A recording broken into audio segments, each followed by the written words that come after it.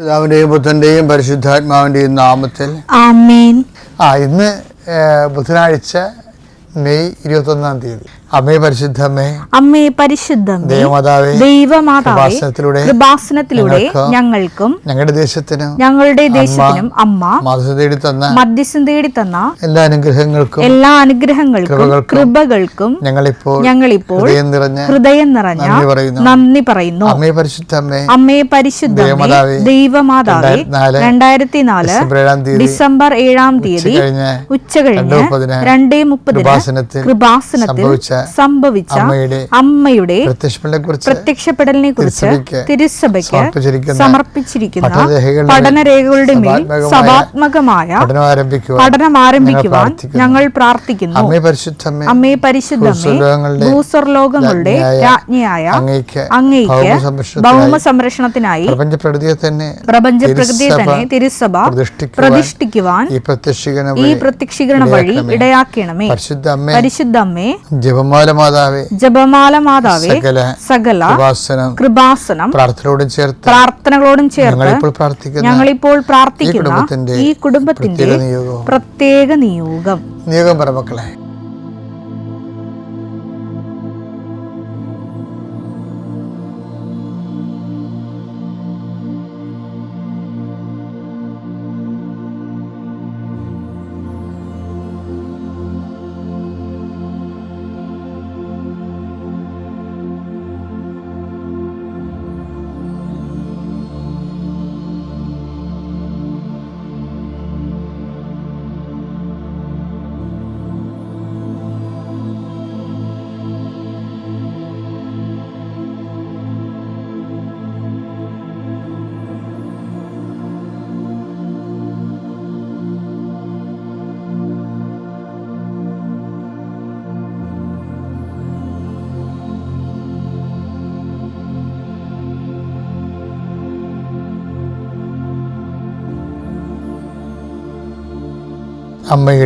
അമ്മയുടെ പ്രത്യക്ഷീകരണത്തിന്റെ ഈ അനുഗ്രഹവേളയിൽ ഞങ്ങൾക്ക് സാധിച്ചു തരുവാൻ കനിയണമേ. ആമേൻ. വിശ്വാസ പ്രമാണം. സർവശക്തനായ പിതാവും ആകാശത്തിന്റെയും ഭൂമിയുടെയും സൃഷ്ടാവുമായ ദൈവത്തിൽ ഞാൻ വിശ്വസിക്കുന്നു. അവിടുത്തെ ഏകപുത്രനും ഞങ്ങളുടെ കർത്താവുമായ ഈശോ മിശിഹായിലും ഞാൻ വിശ്വസിക്കുന്നു. ഈ പുത്രൻ പരിശുദ്ധാത്മാവിനാൽ ഗർഭസ്ഥനായി കന്യകാമറിയത്തിൽ നിന്ന് പിറന്ന് പൊന്തിയോസ് പീലാത്തോസിന്റെ കാലത്ത് പീഡകൾ സഹിച്ച് കുരിശിൽ തറയ്ക്കപ്പെട്ട് മരിച്ച് അടക്കപ്പെട്ട് പാതാളങ്ങളിൽ ഇറങ്ങി മരിച്ചവരുടെ ഇടയിൽ നിന്ന് 3-ാം നാൾ ഉയർത്ത് സ്വർഗത്തിലേക്ക് എഴുന്നള്ളി സർവശക്തിയുള്ള പിതാവായ ദൈവത്തിന്റെ വലതുഭാഗത്തിരിക്കുന്നു. അവിടെ നിന്ന് ജീവിക്കുന്നവരെയും മരിച്ചവരെയും വിധിക്കുവാൻ വരുമെന്നും ഞാൻ വിശ്വസിക്കുന്നു. പരിശുദ്ധാത്മാവിലും ഞാൻ വിശ്വസിക്കുന്നു. വിശുദ്ധ കത്തോലിക്കാ സഭയിലും പുണ്യവാന്മാരുടെ ഐക്യത്തിലും പാപങ്ങളുടെ മോചനത്തിലും ശരീരത്തിന്റെ ഉയർപ്പിലും നിത്യമായ ജീവിതത്തിലും ഞാൻ വിശ്വസിക്കുന്നു. ആമേൻ. സുഖസ്ഥനായ ഞങ്ങളുടെ പിതാവേ, അങ്ങയുടെ നാമം പൂജിതമാകണമേ. അങ്ങയുടെ രാജ്യം വരണമേ. അങ്ങയുടെ തിരുമനസ് സ്വർഗത്തിലെ പോലെ ഭൂമിയിലും ആകണമേ. അന്നു വേണ്ടുന്ന ആഹാരം ഇന്ന് ഞങ്ങൾക്ക് തരണമേ. ഞങ്ങളോട് തെറ്റ് ചെയ്യുന്നവരോട് ഞങ്ങൾ ക്ഷമിക്കുന്നത് പോലെ ഞങ്ങളുടെ തെറ്റുകൾ ഞങ്ങളോടും ക്ഷമിക്കണമേ. ഞങ്ങളെ പ്രലോഭനത്തിൽ ഉൾപ്പെടുത്തരുതേ, തിന്മയിൽ ഞങ്ങൾ രക്ഷിക്കണമേ. ആമേൻ. നന്മ നിറഞ്ഞ മറിയമേ, സ്വസ്തി. കർത്താവ് അങ്ങയുടെ കൂടെ സ്ത്രീകളിൽ അങ്ങ് അനുഗ്രഹിക്കപ്പെട്ടവളാകുന്നു. അങ്ങയുടെ ഉദരത്തിൻ ഫലമായി ഈശോ അനുഗ്രഹിക്കപ്പെട്ടവനാകുന്നു. പരിശുദ്ധ മറിയമേ, തമ്പുരാന്റെ അമ്മേ, പാപികളായ ഞങ്ങൾക്ക് വേണ്ടി ഇപ്പോഴും ഞങ്ങളുടെ മരണസമയത്തും തമ്പുരാനോട് അപേക്ഷിക്കണമേ. ആമേൻ. കർത്താവേ, നിന്റെ ഉന്നതമായ നാമത്തിന് സ്വസ്ഥം ചെയ്യുന്നു. കർത്താവെ, നിന്റെ വിശുദ്ധ പൗരോഹിത്യത്തെ മഹത്വപ്പെടുത്തണമേ. കർത്താവെ, സഭയിലുള്ള നിന്റെ സാന്നിധ്യം പ്രകടമാക്കണമേ.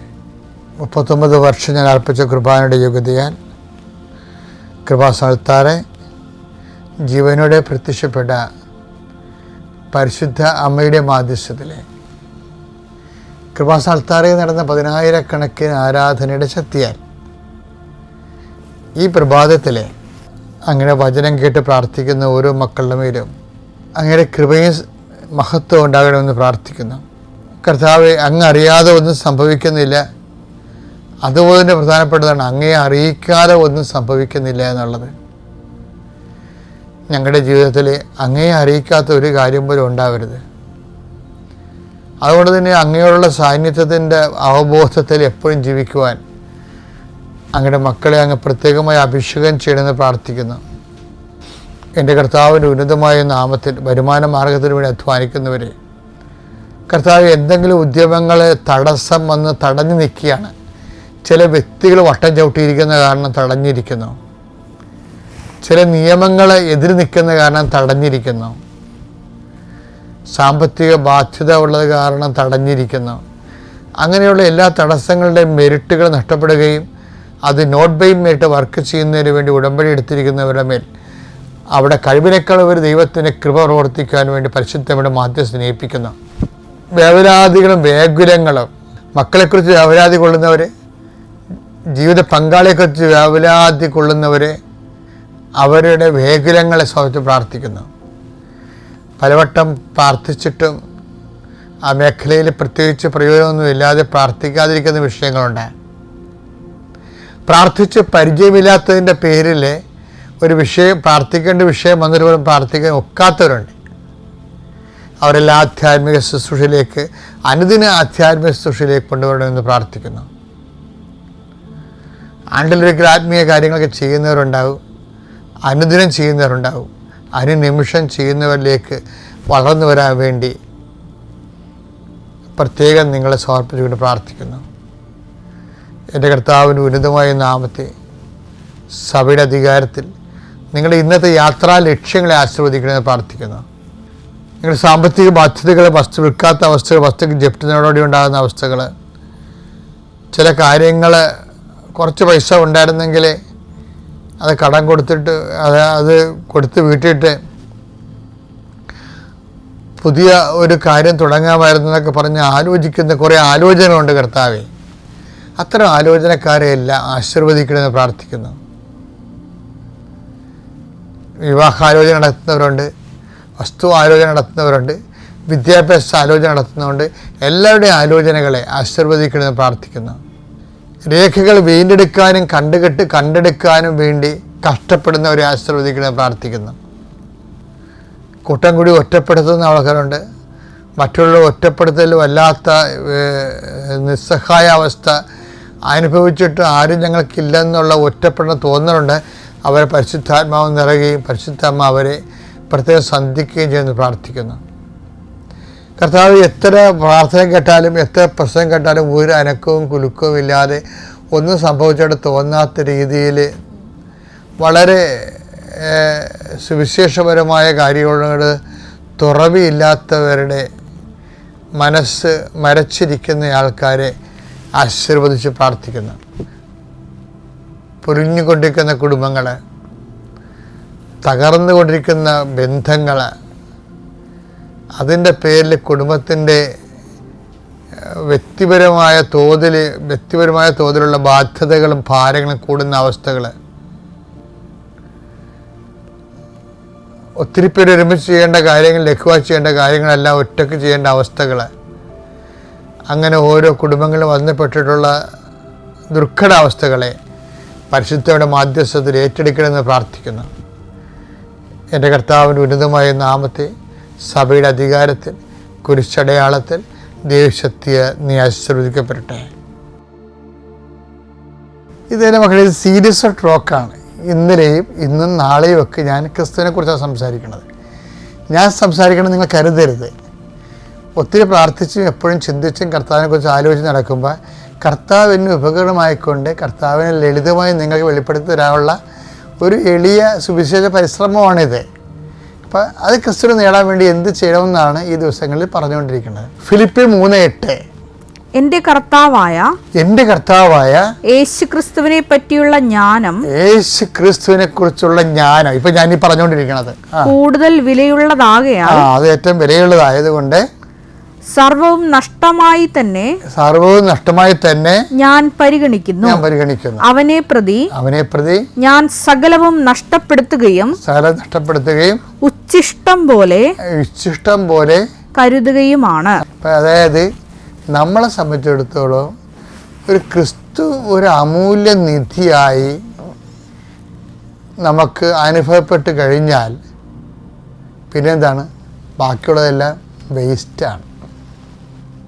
അപ്പോൾ നമ്മൾ പറഞ്ഞല്ലേ, എന്തെങ്കിലും പ്രശ്നം ഉണ്ടാക്കി അത് അവനല്ലേ വഴക്കുണ്ടാക്കി എൻ്റെ അടുത്ത് വന്നത്, അപ്പോൾ നമ്മൾ പറയാം കള പോട്ടറാ, അതെന്ന് വേസ്റ്റാണെന്നത്.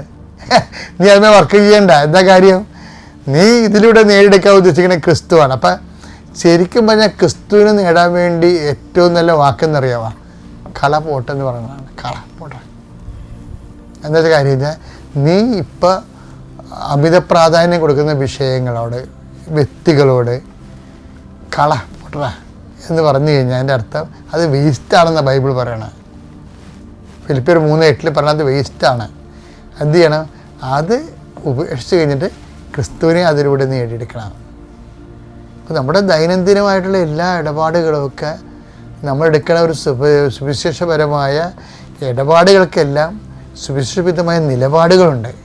അതെന്താണ്, അത് ക്രിസ്തുവിനെ നേടാൻ വേണ്ടിയുള്ളതാണ്. കാര്യം എന്താണ്, ദൈവ സമസ്തവും അവൻ്റെ പാദത്തിൻ്റെ കീഴിലാക്കിയിരിക്കുന്നത്. 1:15-27 ദൈവം സമസ്തവും അധീനമാക്കി തന്റെ പാദത്തിന് കീഴാക്കിയിരിക്കുന്നു. അപ്പോൾ എല്ലാം ഇവൻ്റെ പാദത്തിൻ്റെ കീഴിലാണ്. അത് ഇതാണ് ക്രിസ്തു അനുഭവം എന്ന് പറയണത്. ക്രിസ്തുവിനെ നേടിയെടുത്ത പിന്നെ സംഭവിക്കും, നമ്മുടെ ജീവിതവും നമ്മുടെ പാദത്തിൻ്റെ കീഴിലാവും. എന്താ കാര്യം, നമ്മൾ നിൽക്കുന്നതും ചരിക്കുന്നതും അവനിലല്ലേ. In him we live and move and have our being എന്നല്ലേ പറയണേ. നടപടി പുസ്തകം 17:28. എന്തെന്നാൽ അവിടുന്ന് നാം ജീവിക്കുന്നു, ചരിക്കുന്നു, നിലനിൽക്കുന്നു.